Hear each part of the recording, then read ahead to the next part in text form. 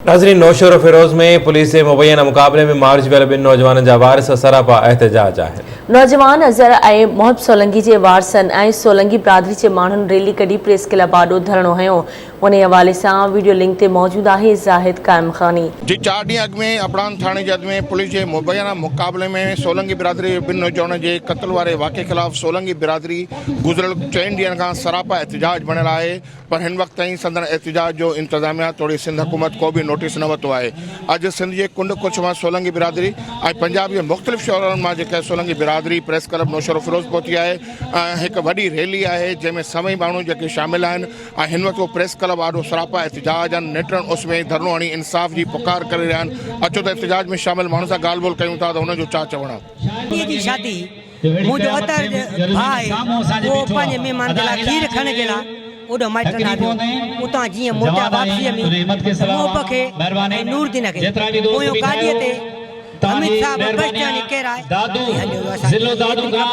काफले जो हिया नका एफआरआ एनसीआ का मुझे भाई को केस नाही तो साहब भाग कत्ल कयो वयो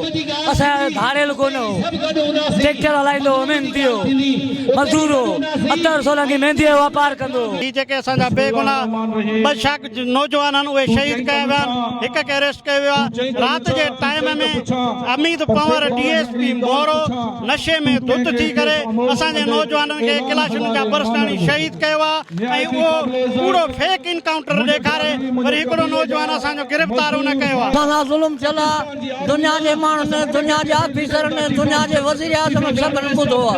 पर असा जो आज बिना गुनाह खीर वञण जे खणण भेरी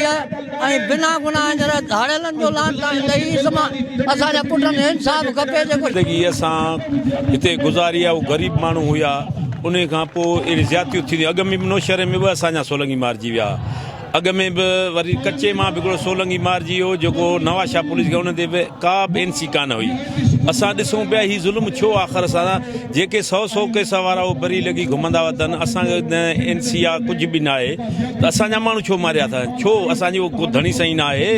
असांजो केरु मालिक कोन्हे, मालिक त अलाह आहे सभिनी जो। जी मां एहतजाज कंदड़ माण्हुनि ऐं मक़तूल जे वारसनि जी ॻाल्हि ॿोल ॿुधी हिन जो चवणु आहे त सिंध हाई कोर्ट ऐं सुप्रीम कोर्ट जे चीफ जस्टिस खे वाक़े जो सो मोटो नोटिस वठणु घुरिजे ऐं मक़तूल नौजवाननि जे वारसनि खे इंसाफ़ फ़राहम कयो वञे ऐं मुलविस पुलिस एहलकारनि ख़िलाफ़ क़दम खयो वञे।